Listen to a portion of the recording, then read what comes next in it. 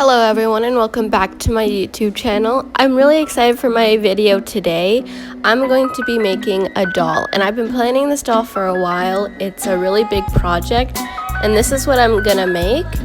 It's supposed to be like a Mime clown type thing. Also, a side note, sorry if you hear stuff in the background, they're doing construction and it is so loud. But I'm gonna use this doll that, as you can see, she doesn't have any joints, she's pretty stiff. And I got the idea to do this after watching Dollightful's video of when she articulated that Draculaura doll. So I just took the head off and then I ripped her arms out, which I don't know if this is bad to say, but it was kind of fun. But I just ripped them out and then I used a Dremel tool to sand down her waist because I wanted her waist to be like really thin, kind of unnatural looking. I want this whole doll to have like an almost creepy-ish vibe, like an unnatural body. I'm also going to later like shrink her head so that her neck looks longer, type of thing. I don't know, this was fun. Just make sure it's even, I guess. I sanded down everything, like I sanded down, it had molded on clothing, so I sanded that down too, sanded down her boobs a little bit so that they didn't look too big for how skinny I was making her. And then I made a slit in the arm. I didn't protect my hands, and then I realized that that was a stupid decision, so I went and got a towel and protected my hands.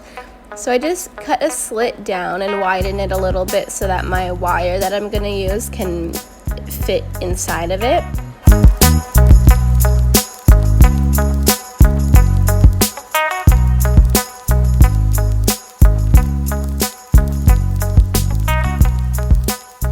So now that I'm done with the slit, I'm going to use this little hand drill thingy to drill through and make sure that it passes through the slit. Then I'm going to cut off her arms at the elbow joints. And then this is what it looks like when it's done. I also cut off her knees, her toes, and her ankles because I'm going to reposition her feet and everything like that. And this is what all the pieces look like when they're done.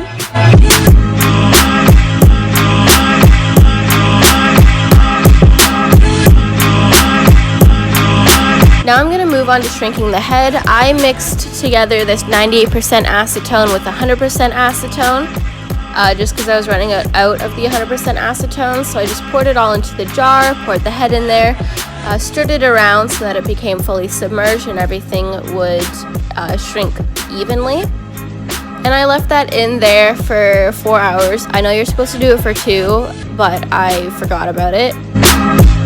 Sorry. Then afterwards, this is what it looked like. Then this is all the joints that I made. I did a lot of the joints off camera because I was so fed up with them. I had no idea what to do.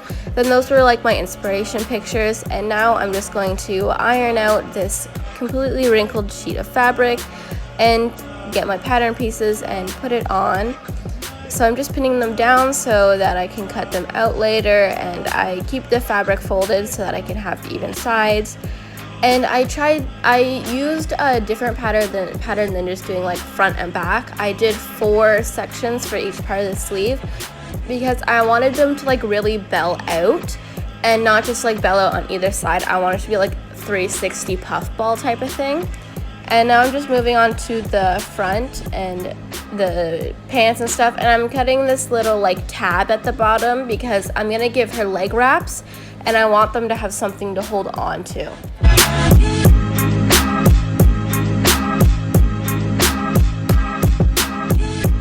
So when I'm done with all the white pieces, I move on to cutting out patterns in this pattern blue. I thought it would be good to add some more variation to the outfit instead of it just being solid white, which I thought, that's boring. So I'm cutting out some of this blue one, and later on I'm also going to paint some of the white ones that I did, just so that it's a lot more interesting to look at.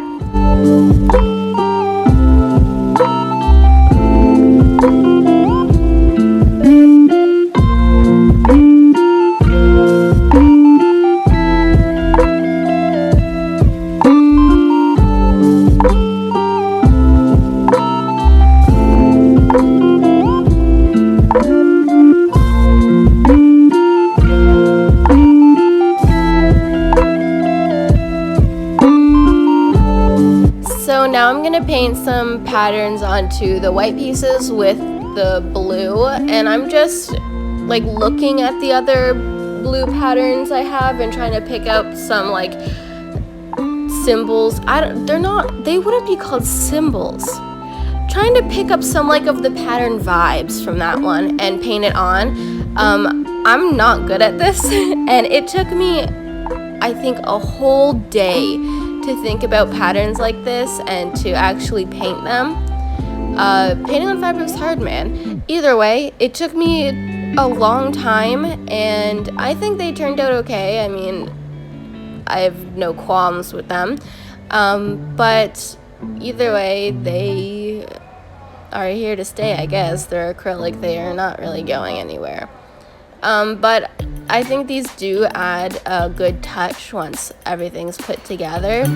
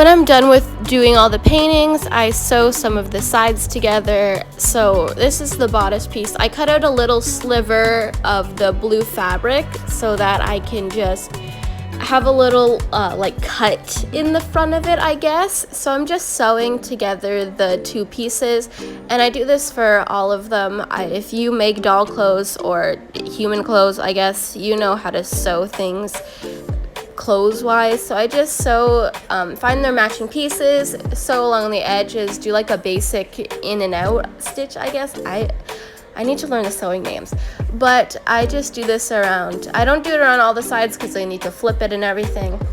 And then when I'm done sewing all of these, I realized that I forgot to fray check the edges. So you should do that beforehand. I did it after. So later on, I'm just going to put some Fabri-Tac glue around all the edges, make sure that they don't fray, because when I was sewing, I was like, man, these are fraying. Then I looked at it and I was like, man, how did I miss that? Either way, this also takes a long time.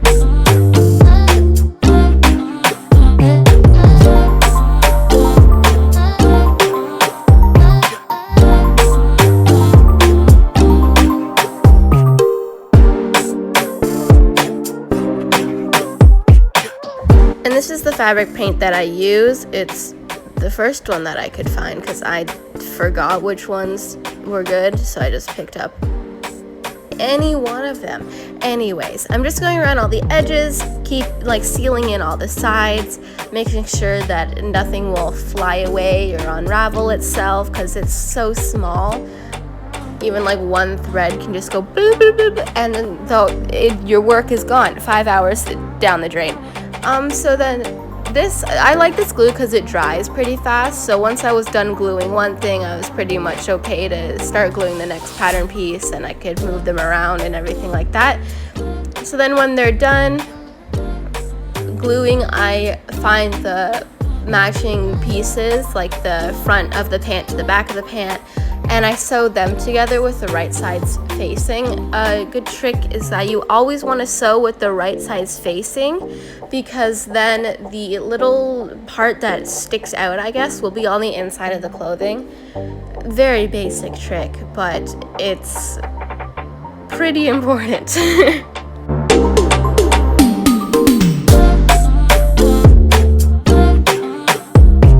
And moving on to the head, this is what it looks like when it's fully dry. And I just go over this with a makeup sponge and some white paint because I want to get that like powdery look where like the clowns and the mimes and everything like that have their face painted white and stuff like that. And I'm also going to do some pretty dramatic makeup on her, and it was so much fun.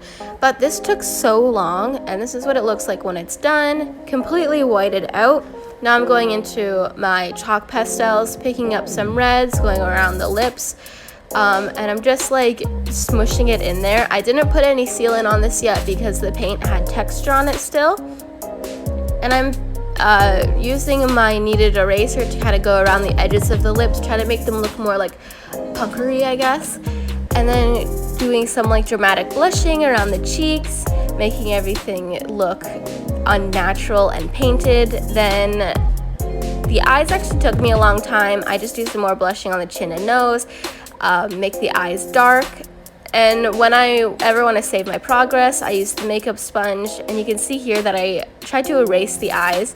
They were giving me so much trouble because I don't have an airbrush, so I apply the sealant with a makeup sponge, and since the colors were so dark on the eyes, they were smudging everywhere. I found a way to fix this later on, but I had to redo the eyes like 4 or 5 times, and I think the final product looks pretty good. So I'm just trying to make it look rounder, and then this is when I got a grip and learned out what I was doing, and I do like streaks down the eyes, and then just erase them to make them into triangles.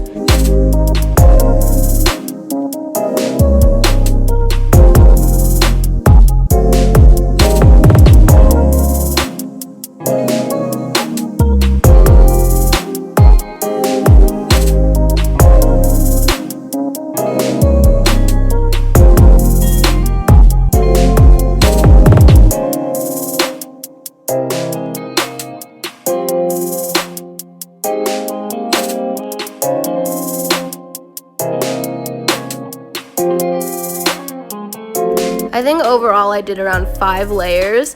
And right now I'm doing the eyebrows because I realized that I forgot them. I was staring at her and I was like, why does she look so weird? Yeah, people need eyebrows. Newsflash. Unless you don't, then you do you. Eyebrows, no eyebrows, do what you want. It's your face. Either way, I'm going in now with my acrylic white to just block in where I want the eyes. And I made her eyes look really big, again, because I want her to look kind of unnatural. And I'm also painting in her eyebrows with the same color.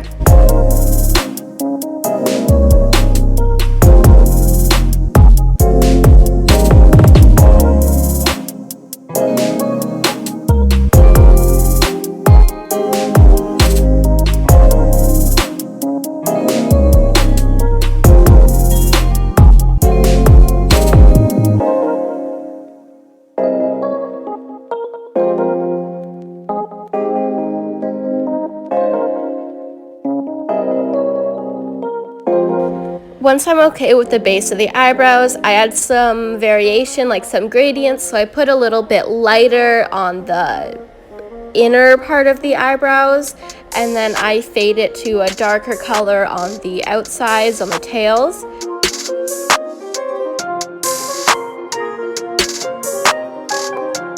Then when the white is a solid color underneath, I go in with brown eyes. I thought brown eyes would look cool. Blue eyes or green eyes or anything else I think would look out of place. So I just use brown eyes. I make her look a little bit to the side because I'm trying to work on new facial expressions. And when they're like looking anywhere other than straight forward, I have a tendency to make them a little bit wall-eyed. So gotta work on that. And of course I messed up a little bit, so you just correct, push and pull which values you want. And in the end, I just want her to have a solid brown color on her eyes so that I can add in highlights and shadings in the pupils later on.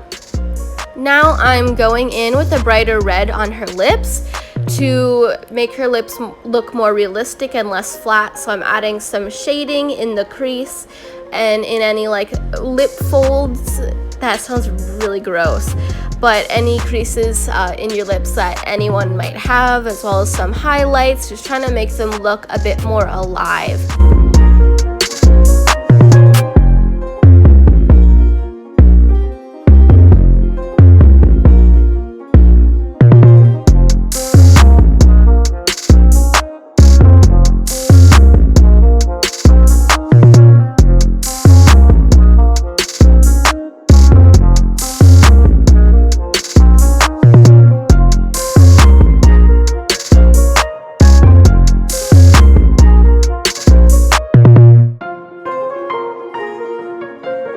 So when I'm done with all the base layers of everything, I go in the eyes and I'm doing the pupils and the lash line. So just like a black line where the eyelashes are going to be, and then of course black where the pupils are going to be.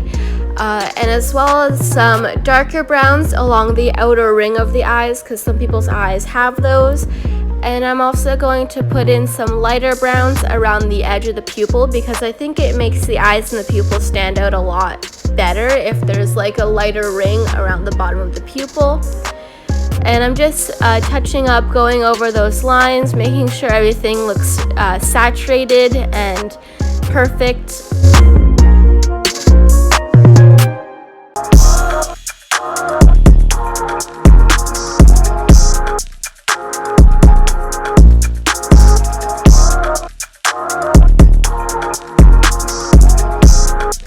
When I've pushed and pulled all my values to my liking, making sure that it all looks deep and bright enough, I add some highlights into the eyes. I just do these little block ones, I guess, and also go over the eyebrows again, making sure that they stand out enough so that you can see them.